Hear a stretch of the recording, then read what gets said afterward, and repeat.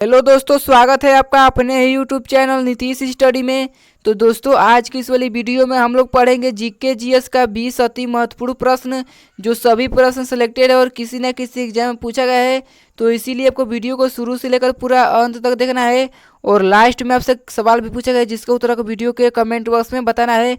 तो चलिए आज की इस वाली वीडियो को हम लोग शुरू करते हैं। तो आज का पहला सवाल है, असम का शोक किस नदी को कहा जाता है? असम का शोक किस नदी को कहा जाता है? तो दोस्तों, आपको याद रखना है कि ब्रह्मपुत्र नदी को। ठीक है, ब्रह्मपुत्र नदी को दोस्तों असम का शोक नदी कहा जाता है। तो पहला सवाल का बिल्कुल सही जवाब हो जाएगा ऑप्शन नंबर डी। चलिए दोस्तों, अगला सवाल देखते हैं। अगला सवाल है, चंदन के वन भारत के किस राज्य में मिलते हैं? चंदन के जो वन है दोस्तों भारत के किस राज्य में मिलते हैं? तो आपको याद रखना है कि कर्नाटक में। ठीक है, कर्नाटक में चंदन के वन पाए जाते हैं। तो दूसरा सवाल का बिल्कुल सही जवाब हो जाएगा ऑप्शन नंबर डी। दोस्तों, अगर आपको किसी भी प्रश्न का उत्तर पहले से आता होगा तो वीडियो के कमेंट बॉक्स में बताना बिल्कुल भी ना भूलिएगा। ठीक है, तो चलिए अगला सवाल देखते हैं कि सोमनाथ मंदिर किस राज्य में स्थित है? सोमनाथ मंदिर किस राज्य में स्थित है? तो आपको याद रखना है कि गुजरात में। ठीक है, गुजरात में दोस्तों सोमनाथ मंदिर स्थित है। तो तीसरा सवाल का बिल्कुल सही जवाब हो जाएगा ऑप्शन नंबर बी। चलिए दोस्तों, अगला सवाल देखते हैं।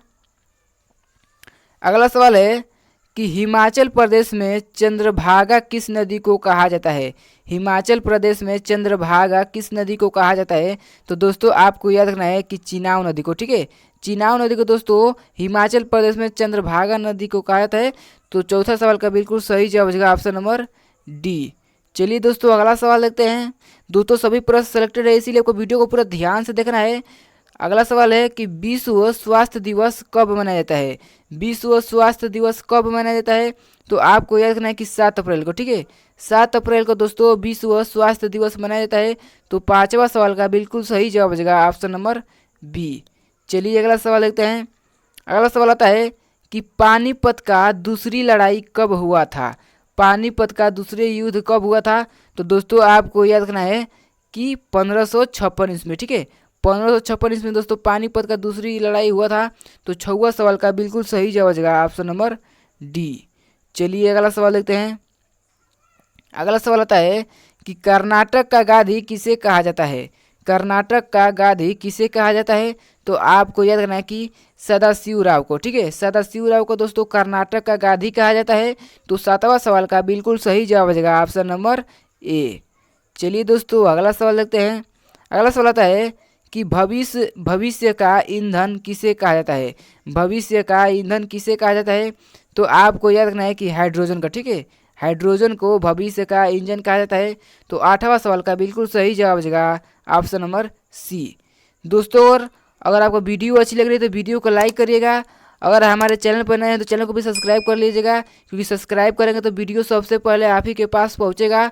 तो चलिए अगला सवाल देखते हैं। ठीक है, अगला सवाल है कि गीतांजलि पुस्तक के लेखक कौन है?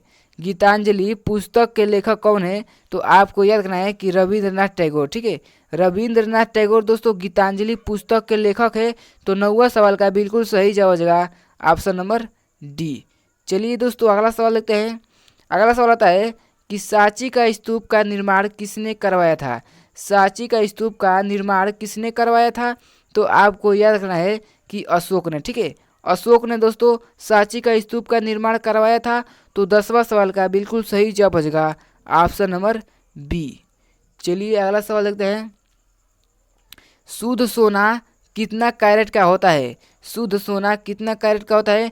तो दोस्तों, इसका उत्तर आपको वीडियो के कमेंट में बताना है। तो जल्दी से इसका उत्तर वीडियो के कमेंट बॉक्स में बताइए कि शुद्ध सोना कितना कैरेट का होता है। तो कमेंट बॉक्स में बताइए। ठीक है, चलिए अगला सवाल देखते हैं दोस्तों कि जिम कॉर्बेट राष्ट्रीय उद्यान किस राज्य में स्थित है? जिम कॉर्बेट राष्ट्रीय उद्यान किस राज्य में स्थित है? तो दोस्तों, आपको याद रखना है कि उत्तराखंड में। ठीक है, उत्तराखंड में दोस्तों जिम कॉर्बेट राष्ट्रीय उद्यान स्थित है। तो 12वां सवाल का बिल्कुल सही जवाब हो जाएगा ऑप्शन नंबर ए। चलिए अगला सवाल लेते हैं। अगला सवाल आता है कि औरंगजेब का मकबरा कहाँ स्थित है? औरंगजेब का मकबरा कहाँ स्थित है? तो आपको याद रखना है कि दौलताबाद में। ठीक है, दौलताबाद में दोस्तों औरंगजेब का मकबरा स्थित है। तो 13वां सवाल का बिल्कुल सही जवाब हो जाएगा ऑप्शन नंबर डी। चलिए दोस्तों, अगला सवाल देखते हैं कि पौधे की वृद्धि का मापन किसके द्वारा किया जाता है? जो पौधे की वृद्धि होती है दोस्तों उसका मापन किसके द्वारा किया जाता है? तो आपको याद रखना है कि क्रेस्कोग्राफ द्वारा, ठीक है, क्रेस्कोग्राफ द्वारा पौधे की वृद्धि की मापन किया जाता है। तो 14वां सवाल का बिल्कुल सही जवाब हो जाएगा ऑप्शन नंबर सी। दोस्तों अगर आपको वीडियो अच्छी लगे तो वीडियो को लाइक करिए, अभी तक लाइक नहीं किया है तो, ठीक है।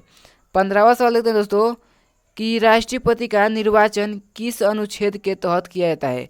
राष्ट्रपति का निर्वाचन किस अनुच्छेद के तहत किया जाता है? तो आपको याद रखना है कि अनुच्छेद 54 के तहत, ठीक है, अनुच्छेद 54 के तहत दोस्तों राष्ट्रपति का निर्वाचन किया जाता है। तो 15वां सवाल का बिल्कुल सही जवाब हो जाएगा ऑप्शन नंबर बी। चलिए अगला सवाल देखते हैं। अगला सवाल आता है कि राष्ट्रीय रसायन प्रयोगशाला कहाँ स्थित है? राष्ट्रीय रसायन प्रयोगशाला कहाँ स्थित है? तो दोस्तों आपको याद रखना है कि पुणे में, ठीक है, पुणे में दोस्तों राष्ट्रीय रसायन प्रयोगशाला स्थित है। चलिए दोस्तों अगला सवाल देखते हैं। अगला सवाल आता है दोस्तों कि रूप सिंह स्टेडियम कहाँ स्थित है? रूप सिंह स्टेडियम कहाँ स्थित है? तो आपको याद रखना है कि ग्वालियर में, ठीक है, ग्वालियर में दोस्तों रूप सिंह स्टेडियम में स्थित है। तो 17वां सवाल का बिल्कुल सही जवाब हो जाएगा ऑप्शन नंबर सी। चलिए अगला सवाल देखते हैं। अगला सवाल आता है दोस्तों आपका कि सरहुल किस राज्य के प्रमुख त्यौहार है? सरहुल किस राज्य के प्रमुख त्यौहार है? तो दोस्तों आपको याद रखना है कि झारखंड के, ठीक है, झारखंड के दोस्तों सरहुल प्रमुख त्यौहार है। तो 18वां सवाल का बिल्कुल सही जवाब हो जाएगा ऑप्शन नंबर डी। चलिए अगला सवाल देखते हैं। अगला सवाल आता है आपका कि सिकंदर के पिता का नाम क्या था? सिकंदर के पिता का नाम क्या था? तो आपको याद रखना है कि फिलिप, ठीक है, सिकंदर के पिता का नाम फिलिप था। तो 19वां सवाल का बिल्कुल सही जवाब हो जाएगा ऑप्शन नंबर सी। चलिए दोस्तों अगला सवाल देखते हैं। अगला सवाल है कि श्रीलंका की सबसे लंबी नदी कौन सी है? श्रीलंका की सबसे लंबी नदी कौन सी है? तो आपको याद रखना है कि महावेली गंगा, ठीक है, जो श्रीलंका में एक महावेली गंगा है दोस्तों। तो श्रीलंका की सबसे लंबी नदी है महावेली गंगा। तो 20वां सवाल का बिल्कुल सही जवाब हो जाएगा ऑप्शन नंबर डी। चलिए दोस्तों आज का लास्ट प्रश्न देखते हैं जिसका उत्तर आपको वीडियो के कमेंट बॉक्स में बताना है और ये भी बताना है कि इन प्रश्नों में से आपका कितना प्रश्न सही हुआ है। तो आज का सवाल देखते हैं, वनों का देश किसे कहा जाता है? वनों का देश किसे कहा जाता है? तो दोस्तों इसका उत्तर आपको वीडियो के कमेंट बॉक्स में बताएं, ठीक है। अगर आपको वीडियो अच्छी लगे तो वीडियो को लाइक करिएगा और चैनल को भी सब्सक्राइब कर लीजिएगा। तो चलिए मिलते हैं अगले वीडियो में, तो धन्यवाद, जय हिंद।